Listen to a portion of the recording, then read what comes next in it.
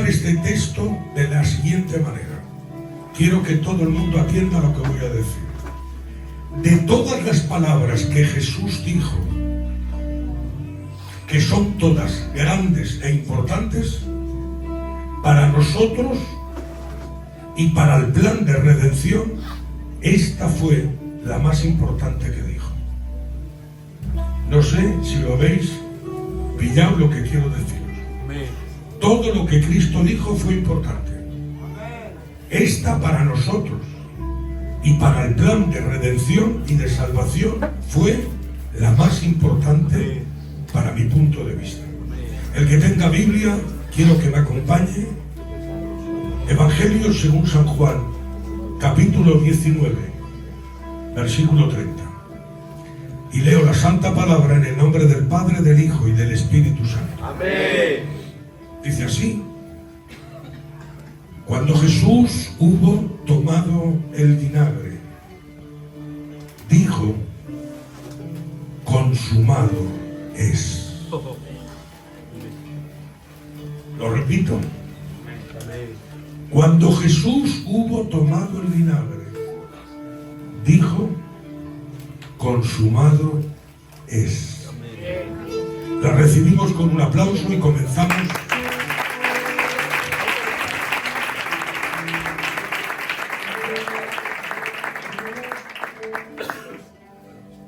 Como hay tema que tocar, quiero ahorrar tiempo en la introducción. Esta palabra fue la penúltima palabra que Jesús dijo en la cruz. Él la dijo en arameo. Esta palabra, su significado, consumado es, quiere decir, hecho está, terminó, finalizó, llegó a su fin, se pagó lo que se debía. Estas definiciones es lo que tiene la palabra consumado es. Cuando Jesús dijo esa palabra quedó, hermanos míos, por así decirlo, sonando en la eternidad. ¿Y por qué, Pichi, dices que si esta palabra no se dice es para ti la más importante? Para nosotros, la Iglesia, y para el pueblo y para los que vienen detrás y para el plan de redención. ¿Por qué tú dices que esta es la más importante? Porque si esta palabra no se dice, no hay perdón de pecado. Necesito tranquilidad y que escuchen. Si esta palabra no se dice, no hay velo que se abre de arriba abajo. Si esta palabra no se dice, fallaron los profetas. Si esta palabra no se dice, el plan de redención no se lleva a cabo. Si esta palabra no se dice, no hay reconciliación. Lo abrevio, no hay cielo, no hay esperanza, no hay victoria, no hay libertad, no hay calles de oro, no hay resurrección, no hay cuerpo glorificado, no hay redención ni remisión de pecados. Si esta palabra no se dice, fracasó todo. Y todos estamos y acabamos en el infierno por toda una eternidad. Pero, lo digo y hagan lo que sientan, Jesús la dijo. Amén. Voy a repetir, la dijo. Y como Jesús la dijo, hay reconciliación. Sigan. Como Jesús la dijo, hay perdón de pecado. Como Jesús la dijo, hay cielo. Hay calles de oro. Hay puertas de perlas. Hay mar de cristal. Hay corona de vida. Hay resurrección de entre los muertos. Hay arrebatamiento. Hay perdón para ti. Hay restauración para ti. Hay vida para ti. Hay gloria para ti. Jesús la dijo. Esta palabra, voy rápido, se tradujo al griego y el griego usaron una palabra que fuera equivalente a la palabra que Cristo había dicho con consumado es, terminó, hecho está, finalizó, llegó a su fin, se pagó lo que se debía. Entonces usaron una palabra que era paralela a esa palabra de consumado es en arameo. Y eligieron en griego la palabra tetelestai, que tenía las mismas consonancias y los mismos sinónimos, hecho está, terminó, finalizó, se pagó lo que se debía, ya no hay deuda, llegó a su fin. Después fue, hermanos míos, de alguna manera traducida al latín. Y después del latín fue traducida a lo que hoy tenemos en nuestras Biblias, que es el consumado es. Por lo tanto, esta palabra dicha por Cristo pasó del griego al latín y del latín, hermanos, al castellano. Bien, entonces yo estuve indagando en la palabra tetelestai. Cuando yo entré en la palabra, o lo que los señores dicen, la etimología de la palabra tetelestai, yo me asusté un poco, porque la palabra tetelestai tenía unas variantes, cómo las usaban, que yo me quedé un poco asustado. Y es lo que voy a compartir. Seguramente no se va a poder compartir todo, pero sí la parte esencial, por lo menos, que es el principio. Miren, yo no voy a traducir ni interpretar siquiera. Y cuando yo te diga simplemente una de las variantes que va a ser la primera, tú ya vas a adorar a Dios y vas a alabar a Dios sin necesidad de que yo interprete. Así que miren cuánta riqueza hay. Ustedes dirán, ¿por qué? Pues ahí va la primera variante que tenía la palabra tetelestai. Cuando un pastor de ovejas o un sacerdote de templo encontraba un cordero que era perfecto, sin mancha, sin enfermedades, sin arruga, sin defectos, sin ningún rasguño, sin ninguna tara, ese pastor o ese sacerdote llamaba a sus amigos y levantaba el cordero y gritaba tetelestai, que quería decir encontré el cordero perfecto. ¿Lo ven? Yo lo he interpretado y ustedes ya están pillando lo que se quiere decir. Entonces, como quiero ir rápido, acompáñenme ahora. 700 años antes de que Jesús naciese, en Isaías 53 ya se presenta a Jesús como el cordero mudo, que delante de los trasquiladores él no abriría su boca, sino él enmudeció. Y yo, en la zoología cristológica, que es Cristo representado como un animal en la Biblia, porque está escrito que Jesús dijo llevar mi yugo sobre vosotros, y si dijo llevar mi yugo es que él se comparó a un buey. Y también él se comparó a la serpiente que se levantó en el desierto, que cuando lo miraban en aquella serpiente de bronce, los que habían sido envenenadas por las serpientes ardientes y les habían inyectado el veneno, al mirar aquella serpiente de bronce quedaban sanos de su enfermedad.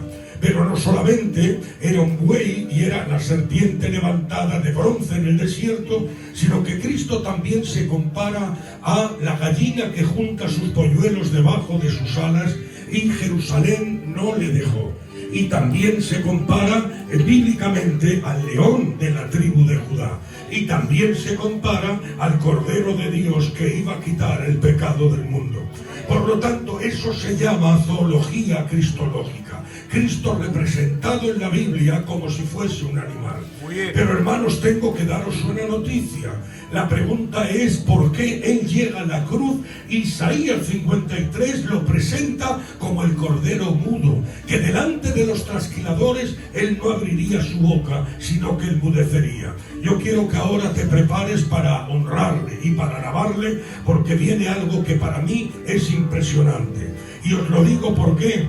Porque todo bicho viviente, si tú le tocas o le molestas, se revuelve contra ti y te pica, te muerde o se defiende. Sea grande como pequeño como una hormiga o grande como lo que quieras. A cualquier roedor, un perro, un gato, hasta un pajarito que tú coges que no te puede hacer nada, pero él te picotea y con sus uñas te intenta arañar. ¿Saben por qué? Porque eso se llama que ellos quieren defenderse. Pero el cordero tiene una particularidad, y la particularidad que tiene el cordero es que el sentido de la defensa, el cordero lo tiene anulado. Él no tiene defensa.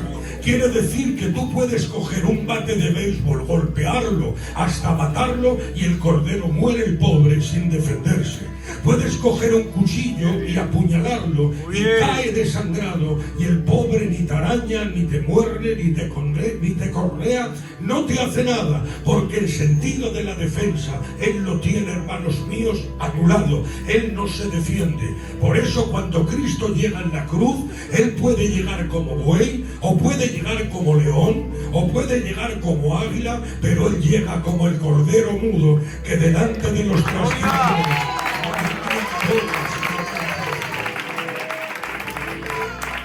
¡Gloria a Dios! ¡Gloria a Dios! Por lo tanto, Isaías 700 años antes lo profetiza y lo anuncia. Y dice, Él es el cordero mudo que delante de los trasquiladores no abría su boca, sino que enmudecía. ¿Sabéis que el silencio de Cristo en el Sanedrín les puso nervioso a todos los sacerdotes? ¿Sabéis que el silencio de Cristo puso nervioso a Pilato? ¿Sabéis que el silencio de Cristo sacó de los nervios a todos los que estaban alrededor? De tal manera que Pilato le dijo, defiéndete, di algo. Es que no ves lo que sucede, que te están diciendo toda la clase de mal. Defiéndete, porque tengo poder para salvarte o condenarte, pero dame un motivo. Pero Jesús por primera vez abre su boca y le dice, no tienes ningún poder sobre mí, sino el que te ha dado mi Padre.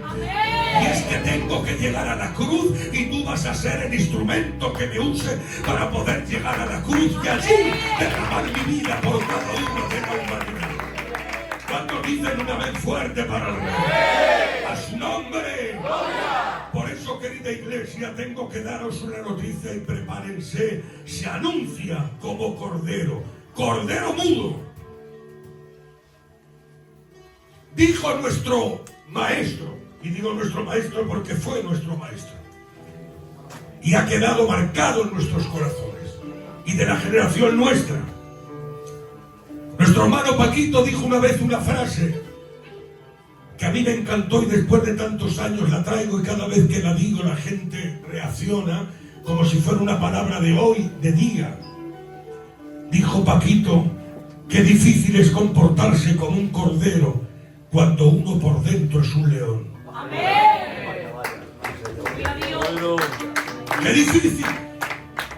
Qué difícil es arrojar a los demonios de un cuerpo, qué difícil es controlar la naturaleza, qué difícil es dar de comer a 5.000, qué difícil es pegarle un grito a la muerte y que la muerte se escape, y qué difícil es dar un chasquido de dedos y acabar con una turba romana que te viene a buscar, pero que aguantes siendo un león y te entregues como un cordero.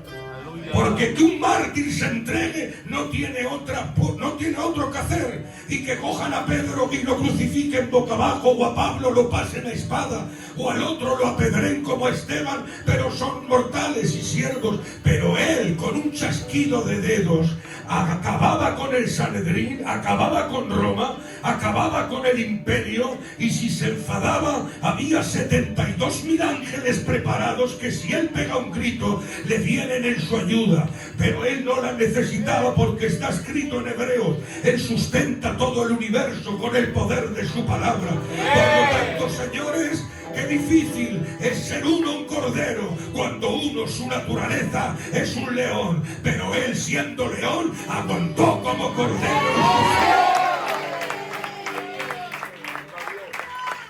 Eso fue terrible.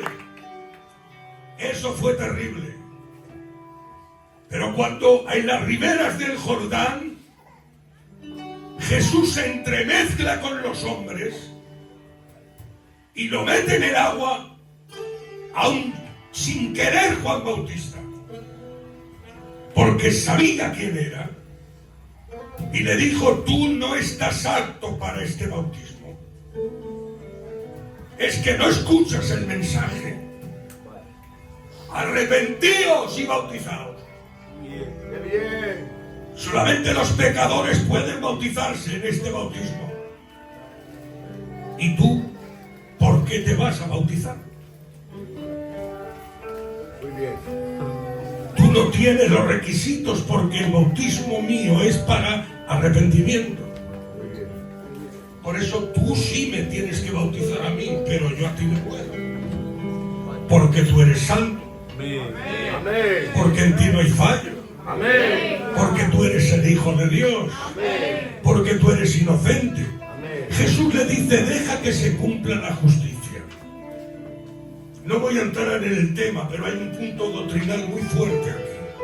Siempre hemos dicho, se bautizó como ejemplo. Bueno, puede valer.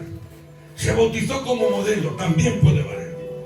Pero hay un sentido bíblico que para mí es más fuerte que todo eso.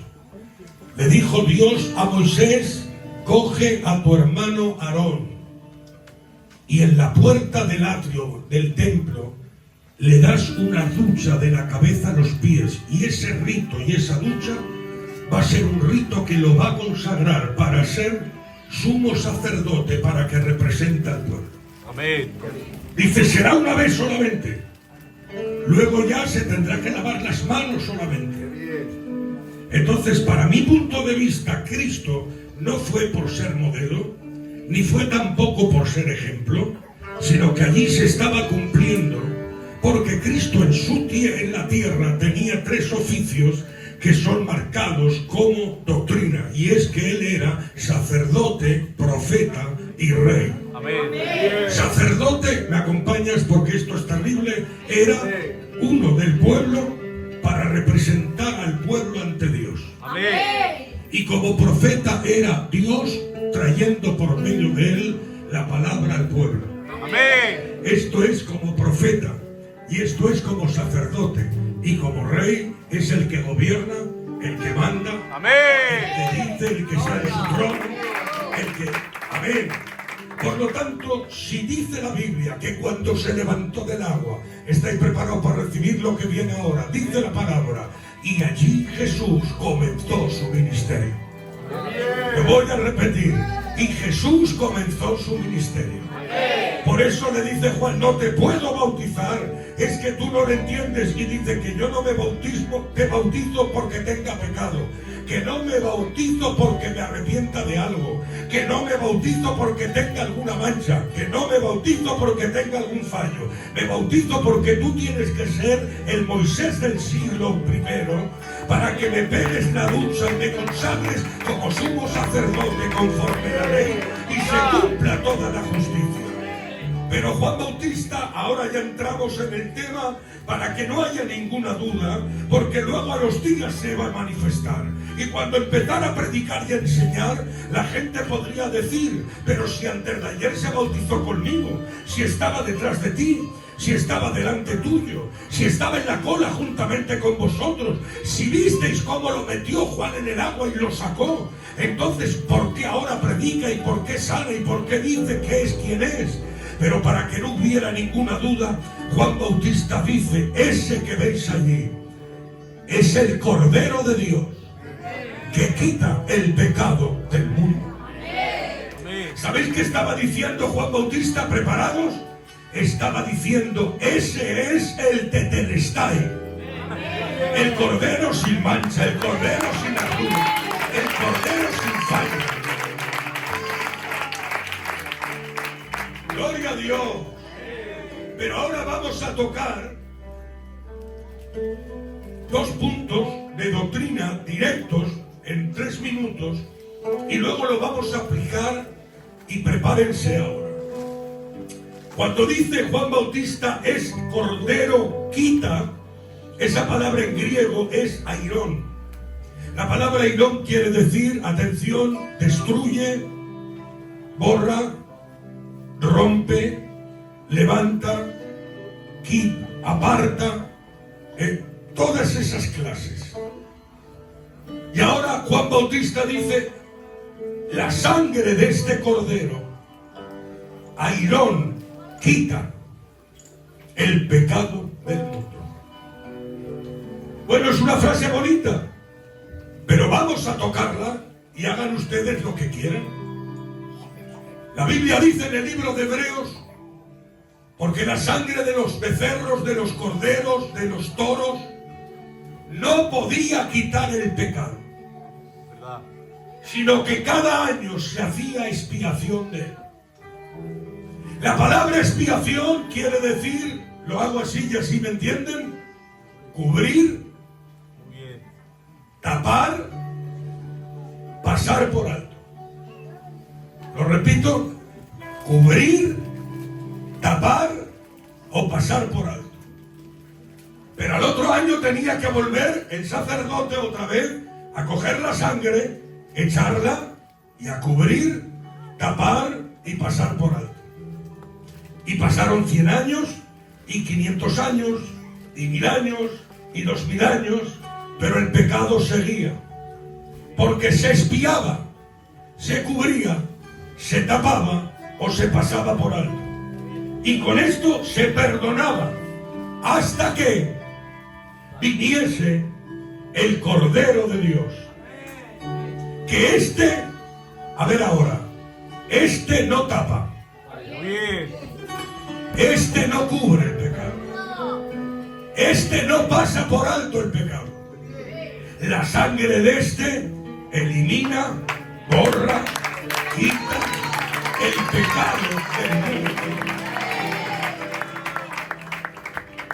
Los que amen la sangre del Cordero digan un amén fuerte para Dios. Si te voy a decir unas verdades ahora, y ahora sí que pido, no os molesto con amenes ni con aplausos, simplemente os estoy predicando la palabra y ustedes van respondiendo a ella, pero aquí sí que quiero aprobación del pueblo por lo que voy a decir, porque son palabras fuertes y vamos a quitar algunos malos conceptos que hay en la cabeza de muchos. No se puede poner límites al poder del perdón de la sangre de Jesucristo. Lo voy a repetir porque no es fácil la palabra, pero lo voy a decir despacio. No se puede poner límites al poder del perdón de la sangre de Jesucristo.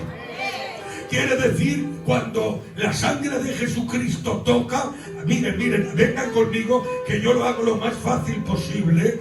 No clasifica a quién tiene que perdonar o a quién no puede perdonar. No dice, esto sí te lo puedo perdonar, pero a ti no te lo puedo perdonar. La sangre de Cristo no clasifica a la hora de perdonar. La sangre de Cristo no tiene límites a la hora de perdonar.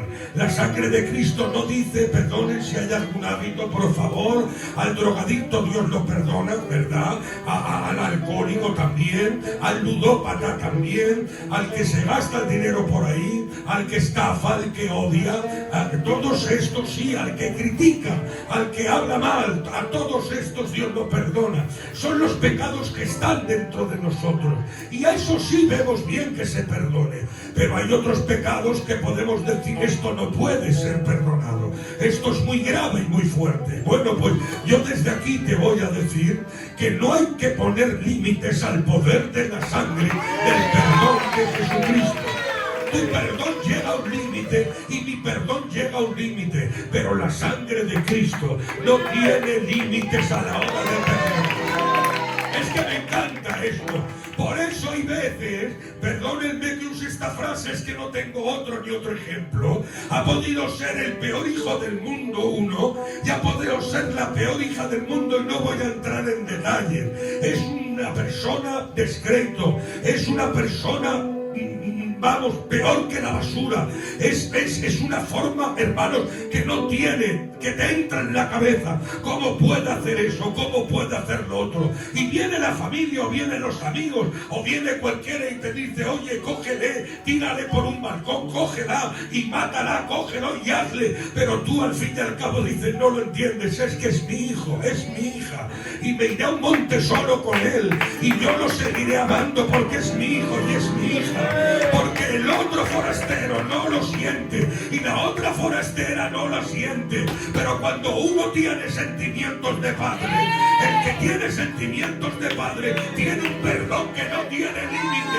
Pues así es nuestro Dios para nosotros.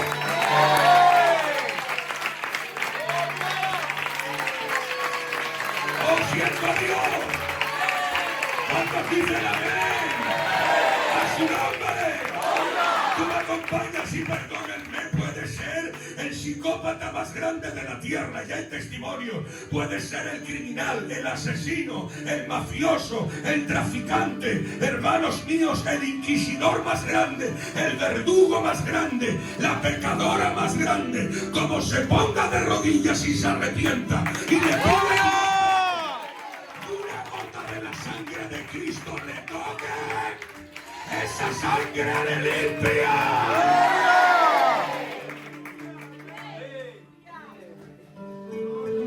Porque quiero decir algo y prepárense, por favor. Y esto es para entendidos. Y prepárense la iglesia y los siervos. ¿Qué pena me daríais? Hablo a los siervos y a la iglesia si detrás de la palabra no tuvierais la sangre. Amén. Gloria a Dios. Y cuando alguien viniera a un culto como este y el Espíritu Santo le tocara y te viniera pastor, te dijera, me voy al infierno. He reconocido, el Espíritu me ha convencido. Si no tuvieras la sangre detrás de la palabra, ¿qué le dirías? ¿Qué le dirías? ¿Le dirías tú, sé bueno? La Biblia dice, bueno solo es Dios. O tú haz buenas obras, la mejor es como un trapo sucio. O tú le dirías, por ejemplo, sé justo, pues no hay justo ni en uno. Y tú le dirías, bueno, mira, a ver, esfuérzate. Y la Biblia dice que por el esfuerzo humano es imposible de que uno se salve. Entonces le podría decir el pecador, entonces, ¿para qué me predicas? Muy bien, Señor. Es como el médico que te hace una prueba y después de una prueba te saca una enfermedad y te dice, mire usted, tiene usted una enfermedad. Y bueno, pues ¿qué hacemos ahora? Pues mire, es un problema porque en este momento no hay remedio. No hay medicina, no hay operación. Bueno, aunque tenga que irme a Madrid o me tengo que ir a Valencia o me voy al extranjero, vendo todo. Ahora de momento vamos a intentar sujetarse la enfermedad como se puede, pero no hay remedio ni hay solución para usted. El paciente le puede decir al médico, ¿y para qué me saca usted entonces la enfermedad? Si luego no tiene usted solución ni remedio. Bueno, pues señores, si entramos en la doctrina, con las corrientes que ahora están circulando, y como esto se está grabando, seguramente que algunos lo verán, esto era la ley en el Antiguo Testamento. Que la Biblia dice que ¿cómo podré conocer yo el pecado si no hay una ley que me dice que es pecado? ¿Cómo puedo saber yo que es malo matar si no hay una ley que me dice no matarás? ¿Y cómo puedo saber que es malo robar si no hay una ley que me dice no robarás? ¿Por qué tenemos que ir a 100 o 120 por una autopista? Y cuando nos viene un aviso de un letrerito a 70 tenemos que reducir, porque si no nos caza un radar y nos pueden quitar los puntos o el carné o meter una infracción, porque estamos quebrantando la ley que está instituida. Y el letrerito de 70 o de 60 o de 100 simplemente nos está indicando a cómo tenemos que hacer. Y si lo infringimos, pues el problema es que luego vamos a tener que pagar por lo que estamos infringiendo. Pero es que la ley tenía el poder para sacar el pecado, porque cuando tú venías, la ley te iba diciendo no robes, no mates, no desees, no hagas esto, no hagas aquello. ¿Qué pasa? Que la misma ley, porque la ley no era mala, la ley, dice la Biblia, era buena, es de Dios y es santa. Pero en la capacidad del hombre y de la mujer no hay capacidad para cumplir la ley.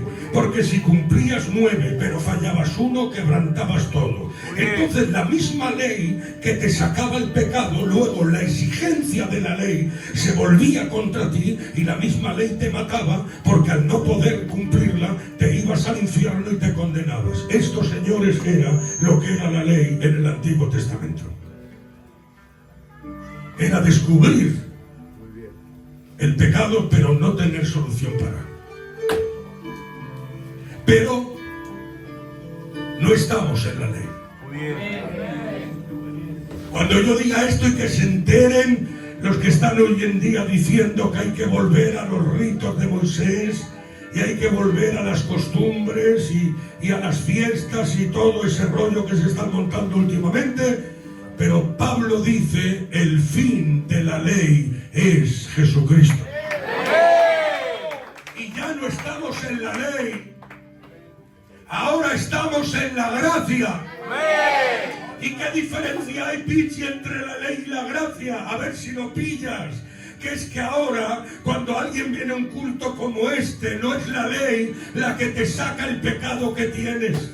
Es una persona invisible que está aquí, que se llama Espíritu Santo, que dijo Cristo, cuando Él venga convencerá al mundo de justicia, de pecado y de juicio. Y es el Espíritu Santo el que está trabajando ahora en vuestros corazones, que está golpeando vuestras conciencias, que está metiéndose por dentro del alma y del espíritu, que te hace ver lo malo que eres y la mala que eres, porque no te olvides que eres malo y que eres mala y que tienes fallos y que tienes defectos y que tienes errores, y que esto no es una congregación de los que no contaminan, de los que no se manchan, es una congregación de querubines o serafines, no es una congregación de perfectos que nunca fracasan. Esta es una congregación de pecadores arrepentidos, y un día Dios tuvo misericordia de cada uno. Nunca os olvidéis de lo que antes erais y lo que Dios ahora ha hecho, pero que tú no estás aquí por ser mejor que el otro, ni eres especial tú más que la otra, pero es que Dios tuvo misericordia y te llamó.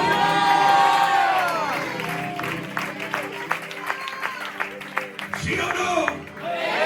Y cuando el Espíritu Santo te golpea y mete la mano dentro y te redarguye, vienes al altar y dices, me voy al infierno, me condeno por mi vida, soy un pecador y una pecadora, acabo condenado. Y cuando se baila el pobre con la cabeza agacha y una depresión de muerte, le pegamos un grito y le decimos, detente, hay operación para ti, hay solución para ti, hay medicina para ti. Y le cogemos de la mano, le llevamos a la cruz y le decimos, si una gota de esa sangre te toca, te limpia.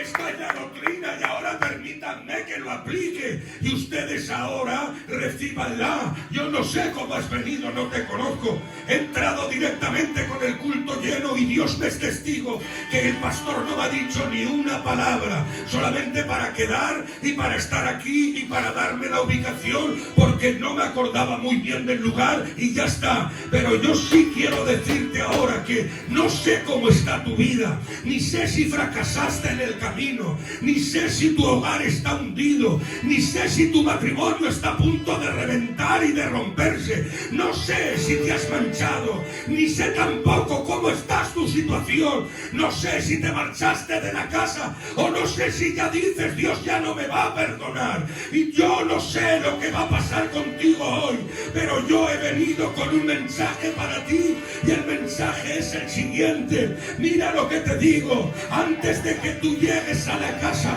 el Padre va a salir a buscarte. Antes de que llegues a la casa, el Padre va a salir a buscarte.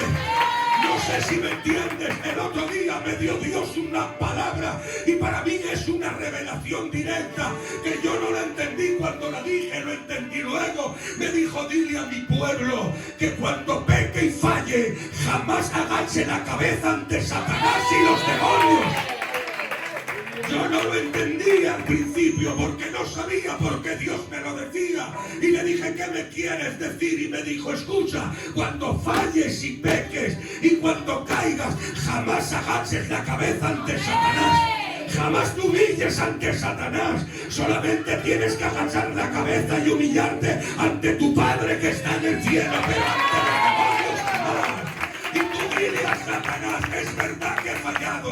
Dile a Satanás, es verdad que he pecado. Y dile a Satanás, tienes razón, que no merezco nada y que he caído. Tienes toda la razón. Pero mira, ¿sabes lo que te digo? Te lo voy a decir ahora. Voy corriendo a la cruz y me voy a arrepentir porque me ha dejado su sangre para perdón de mis pecados.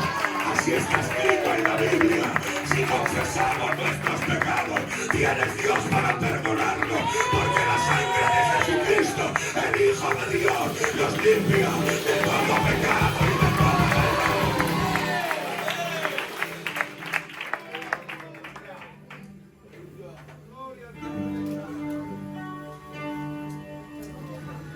Voy a soltar una frase que me viene como una profecía. Ay, qué bien. Recíbanla. Lo que tarda Satanás días, semanas y meses en hacer, nuestro Dios en unos momentos se lo destruye todo.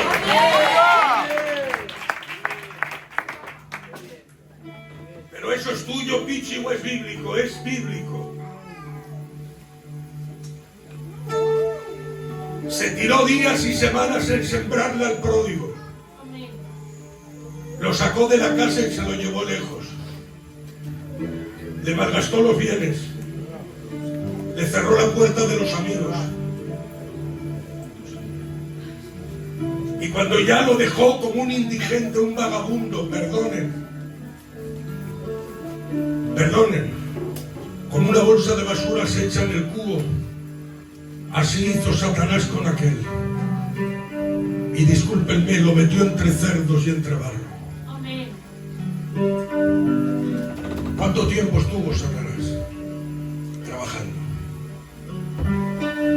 Para que terminara el príncipe como un vagabundo y como un indigente.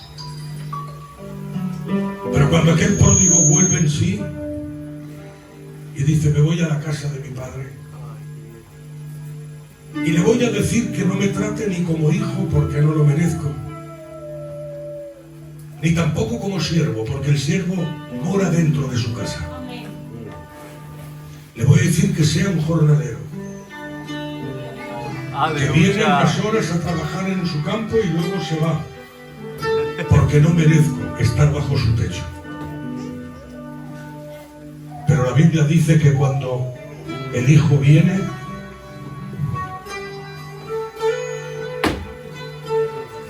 perdonen hermanos, tengo que decirlo así. Amén. Rodeado de cerdos, de mugre, de basura. Sucio, pero el Padre lo ve de lejos y lo reconoce. Amén. ¡Qué bien! No sé si me entiendes, es un hijo. Oh, qué bien. Los que pasarían por él dirían, mira el vagabundo este, ni lo conocerían los de alrededor, pero cuando el Padre lo vio de lejos dijo, es él. Me lo ha destrozado el diablo, pero es él. Amén. Me lo ha ensuciado, pero es él. Amén. Y la Biblia dice, salió al encuentro. Y en nuestras versiones dice, y lo besó y lo abrazó. En el original dice, se lo comió a besos. Amén. No le dio repugnancia a la mugre ni el olor que traía. ¿Sabéis por qué? Porque cuando hay arrepentimiento, a Dios no le importa la situación que te encuentras. Por eso en esta tarde tengo un mensaje para ti. Por eso está. Yo veo a Satanás amargado y depresivo diciendo, es que no es normal. Me tiro una semana, me tiro 2 meses, me tiro 6 meses y cuando creo que lo tengo vencido y derrotado, llega un culto como este, se abre la palabra, canta el coro, el Espíritu baja, una gota de la sangre le toca, siento como un mendigo, entró en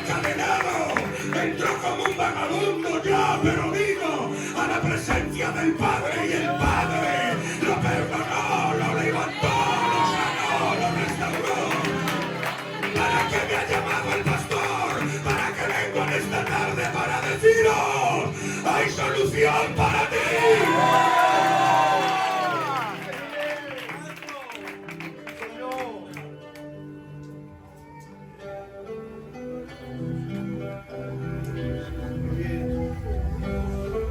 Por eso, iglesia, como es temprano, permítanme que os diga algo más aparte de esto. Hoy vais a tener la oportunidad de clamar al Dios Todopoderoso por vuestras vidas.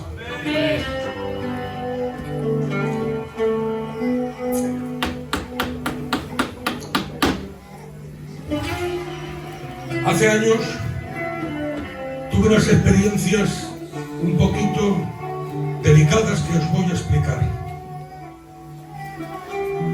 Pocas veces le he dicho.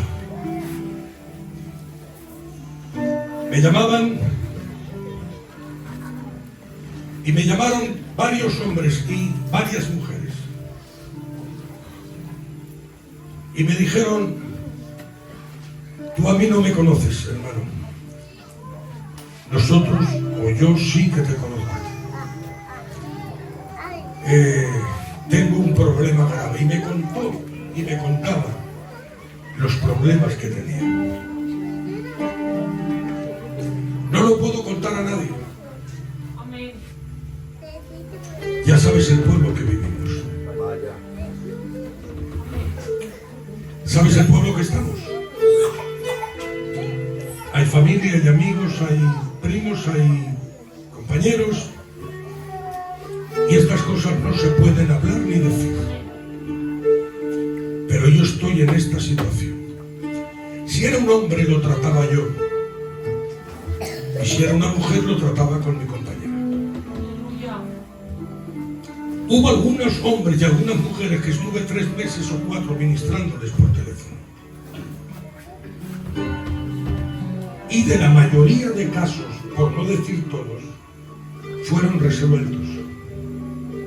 Y Dios arregló las circunstancias difíciles.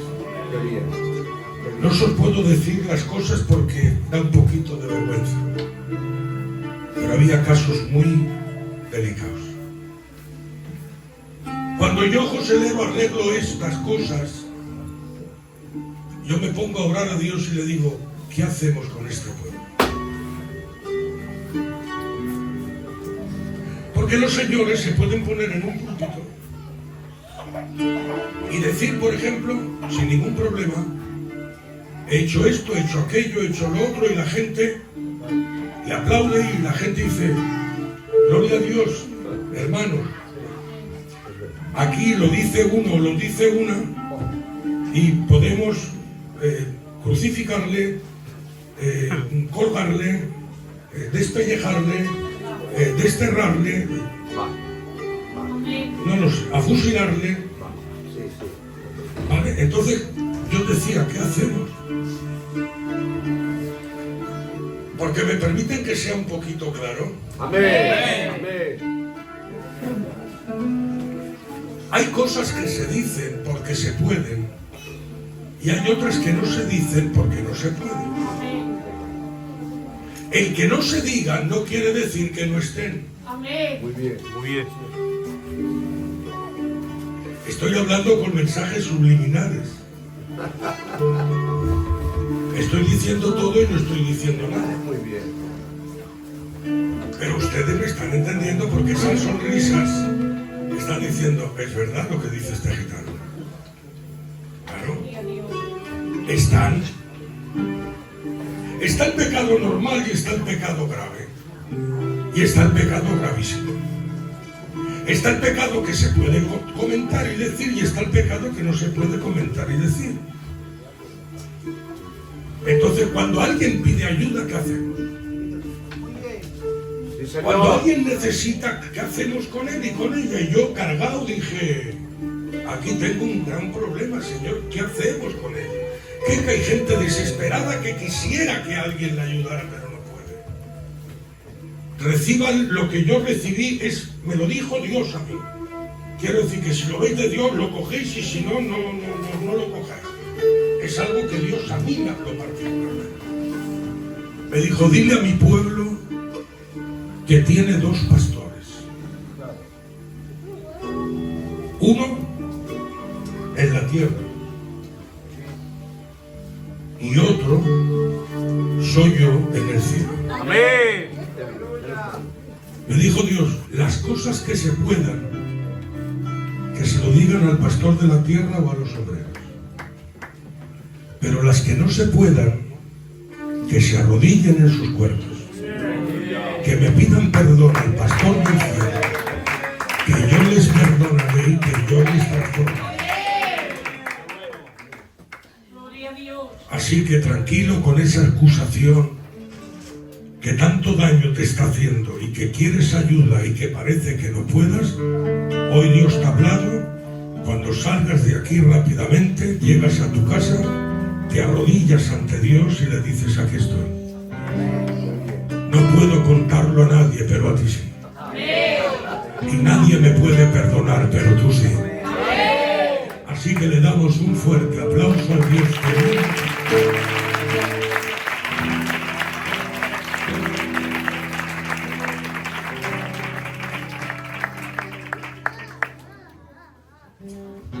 hay otra variante en la palabra tetelestai, que quiero que estéis así. Es que en la guerra, en aquel tiempo, se usaban unos métodos para orientar a los ejércitos en la batalla. Por ejemplo, se usaban tambores, que al sonido de los tambores el ejército avanzaba o retrocedía o atacaba por el flanco derecho, por el flanco izquierdo, se retiraba, entraba la caballería, entraban los arqueros, ya entendéis. También se usaban las trompetas, según el toque de trompeta se avanzaba o se... Bien. Y también se usaban unas banderas desde un monte, que según el color de las banderas era ataco, me voy para atrás, me voy para adelante, ataca a los caballos, atacan los de las lanzas, atacan los de los arcos. Pero había un método que se utilizaba sobre todo los griegos, y era que cuando había una batalla y el rey posiblemente había sido herido y los valientes de vanguardia ya habían sido derrotados y ya estaban todos por ahí medio muertos, entonces uno de ellos subía a un monte y desde el monte pegaba un grito a su ejército, y el grito que pegaba a su ejército era tetelestai. Y cuando el ejército recibía ese grito, quería darle el mensaje a su ejército, y era: hemos vencido. Los enemigos han sido derrotados. Amén. ¿De dónde salía ese grito? Desde un monte. ¿De dónde salió el consumado es? Desde un monte. Amén. Llamado Monte de la Calavera, Monte Golgotá. Allí se gritó: consumado es. Amén. Y ese grito quería decir: hemos vencido. Amén. Los enemigos han sido derrotados. Yo necesito ahora indagar, profundizar, y levanten la atención porque vienen cosas profundas. Dice el libro de Colosenses, atención: porque Él perdonó todos nuestros pecados. Primero. Segundo, anuló el acta de leyes o decretos que nos era contraria, la quitó del medio y la clavó en la cruz. Y despojando. Yo voy a aclarar esta palabra porque así lo van a entender, que es preciosa. La palabra despojar quiere decir quitarle a uno lo que tiene. Lo voy a repetir. Quitarle a uno lo que tiene. Quitarle a uno lo que tiene. Ya que entiendes la palabra, ahora la voy a decir. Despojando. Quitarle a uno lo que tenía. ¿A quién? Dice, a los principados y a las potestades. Traducimos, a los demonios, a los espíritus inmundos, a las jerarquías satánicas. Le traduzco ahora el texto. Y despojando a los principados y a las potestades, los exhibió públicamente, triunfando sobre ellos en la cruz. Amén. Lo repito, triunfando sobre ellos en la cruz. Ahora aquí tenemos que hacer un análisis muy profundo. Dice la Biblia, los exhibió públicamente. Hubo un pueblo que vio la victoria de Cristo y la derrota de Satanás. Hubo unos testigos, públicamente. Ahora vamos a la Biblia. Cuando Él está en la cruz, el ser humano, ¿qué visión tiene? ¿Cómo lo está viendo? El público, ¿cómo lo ve? ¿Fracasaste? ¿Te derrotaron? ¿Te vencieron? Otros decían, pues si eres el Hijo de Dios, desciende y sálvate y sálvanos. Otros decían, no es este el que ha hecho tantos bienes. Otros lloraban debajo de la cruz, pegándose golpes en el pecho. Otros movían la cabeza. Y otros decían, está loco, delira, está llamando a Elías. Esa es la visión del testigo humano, de lo que estaban viendo, lo que estaba pasando en la cruz. Así que los testigos humanos no fueron los que vieron la victoria en la cruz de Cristo contra Satanás y contra su demonio.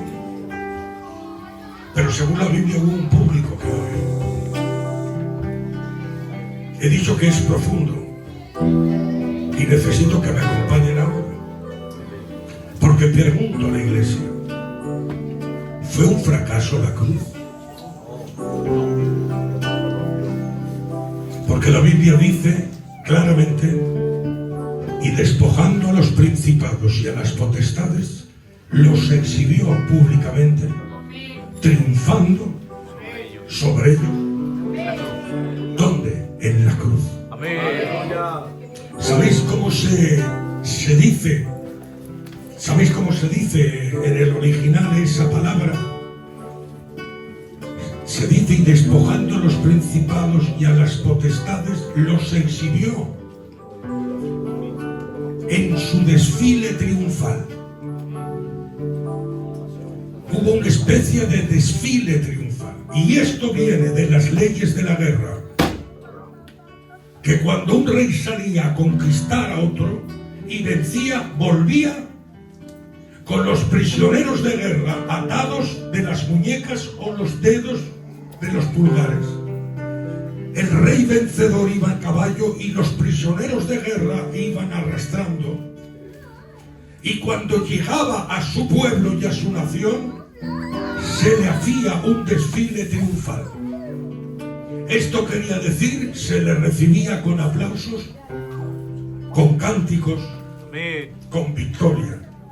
Por eso cuando David venía de la batalla, salían las doncellas cantando, Saúl mató a miles, pero David a sus 10,000. Porque esto era costumbre, de que cuando uno venía de la guerra en victoria, se le hiciese el desfile triunfal. Así que yo voy a ahorrar tiempo y prepárense. Cuando él parece derrotado, allí se está cumpliendo la profecía de Génesis 3:15. Y es que la serpiente te herirá en el talón pero tú le pisarás la cabeza. Y en ese momento Jesús coge la serpiente herida de muerte, necesito que me acompañen ahora, y la lleva por todas las jerarquías satánicas. Esos fueron los testigos. Y cuando los demonios vieron a la serpiente herida de muerte y derrotada, cayeron de rodillas reconociendo la victoria del que le había derrotado a su propio jefe y a su propio Señor. Pero no solamente lo llevó por las jerarquías satánicas, sino lo llevó por las jerarquías angélicas, y allí se desenvainaron espadas y los querubines extendieron alas y los ángeles gritaron: he aquí el rey vencedor, triunfante. Por eso hay un salmo que hay gente que no lo entiende, pero ahora lo voy a traducir, prepárense ahora. Dice un salmo, este profundo, ábranse puertas eternas, he aquí viene el rey de gloria.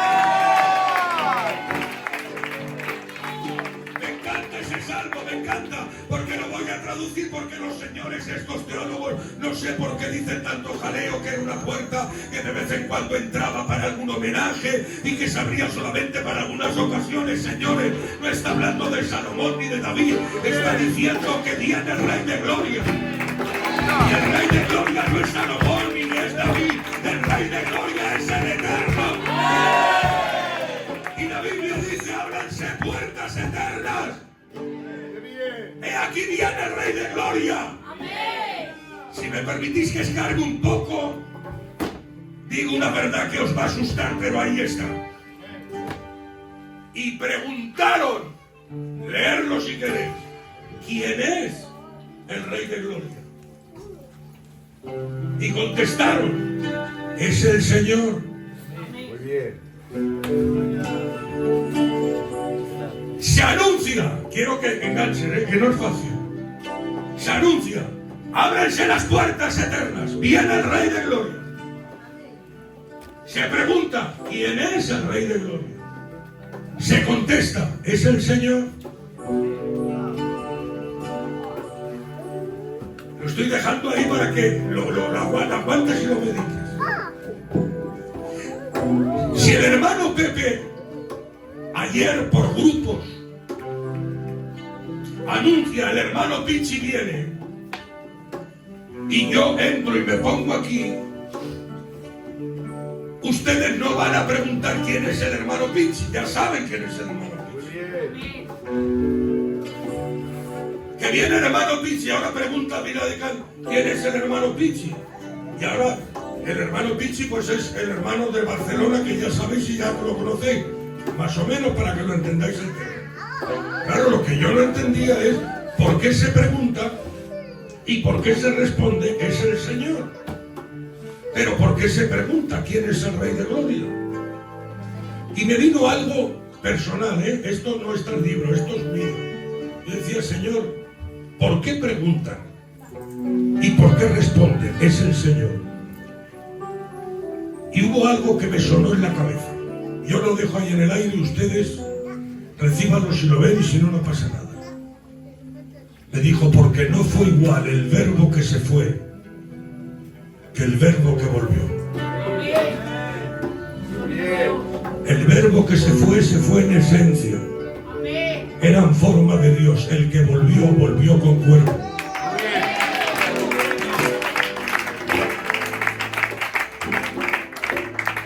Y cuando se abren las puertas dicen, ¿quién es el Rey de Gloria? Dice, es Él. Es el Señor.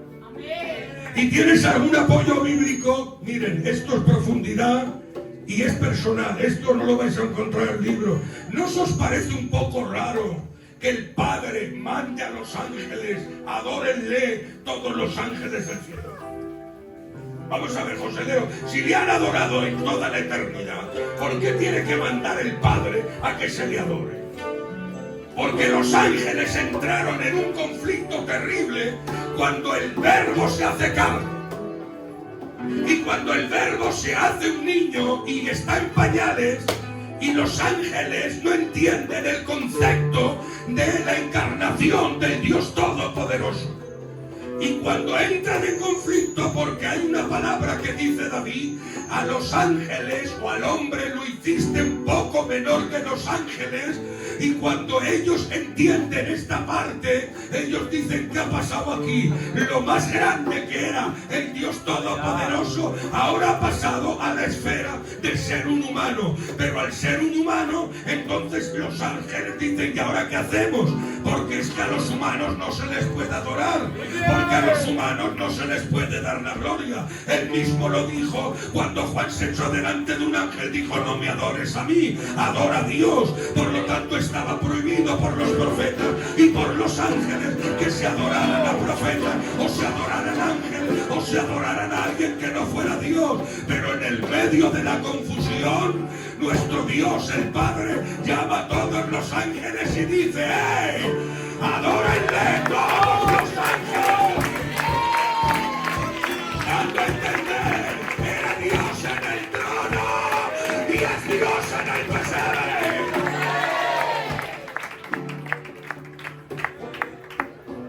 Por eso, iglesia del Dios vivo, dice la palabra de Dios: y despojando a todos los principados y potestades, los exhibió públicamente, triunfando sobre ellos en la cruz.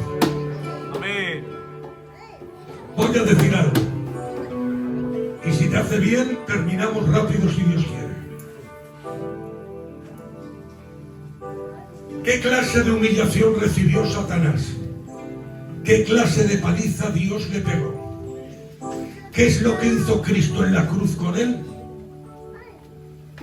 Que cuando él se iba a ir, le dijo a sus apóstoles y a su iglesia: cuando os encontréis con algún demonio o alguno de ellos, no hace falta que yo vaya. Mencionarle mi nombre. ¡Qué bien!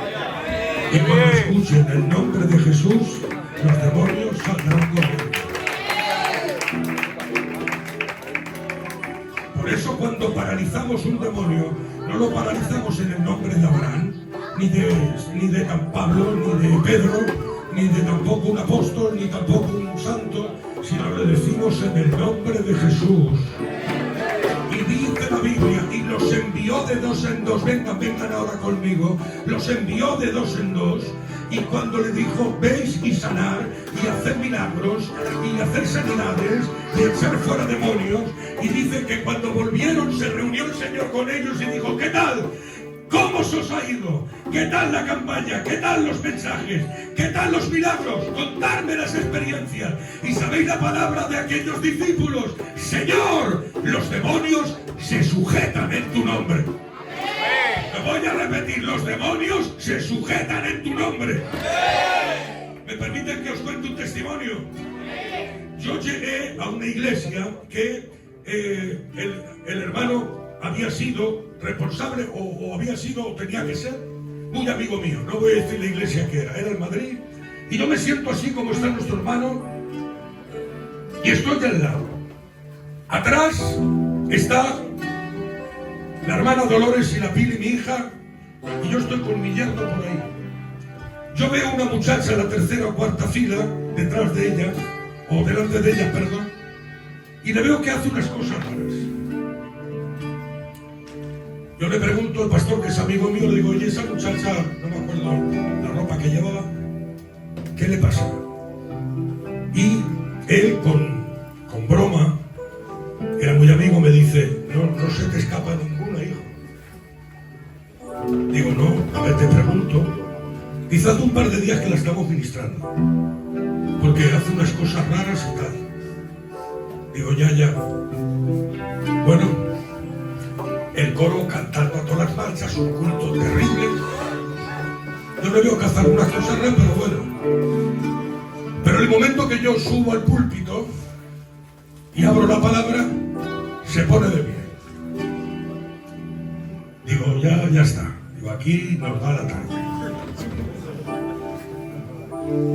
Pero en ese momento viene la iluminación del Espíritu, porque yo ni lo llegué a pensar. Y me le quedé mirando. Digo: mira, el único protagonista de este culto es Jesús. Y el único que se va a llevar la gloria y la atención es Jesús.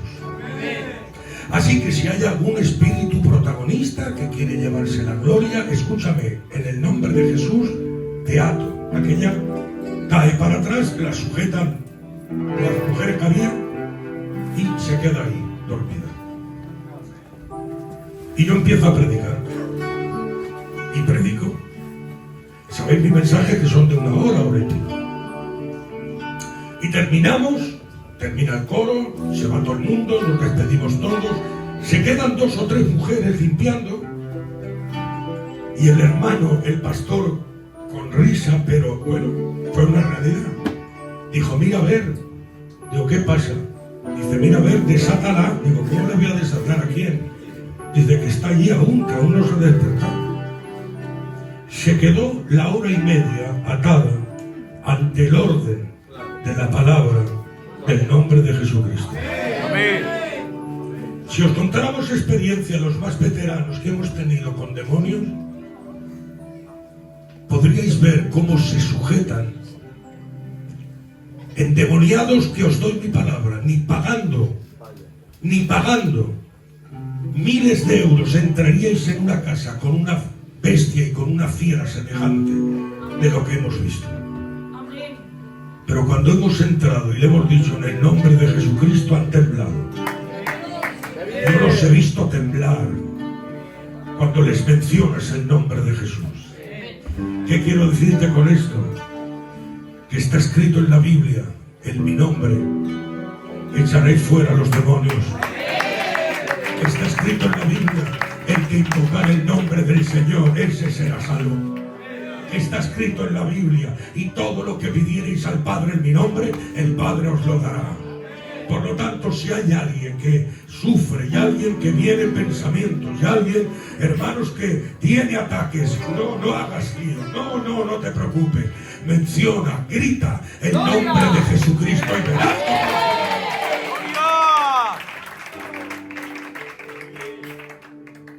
Todo el que pueda se ponga de pie unos minutos.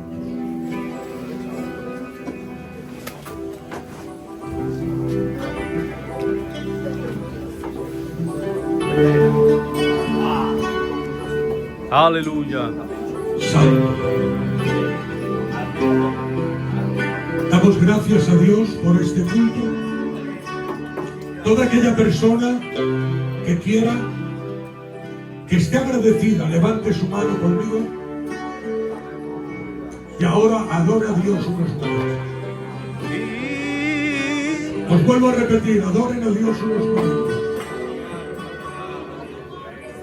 Te adoramos a ti, Espíritu Santo. Te adoramos y te clamamos, Padre.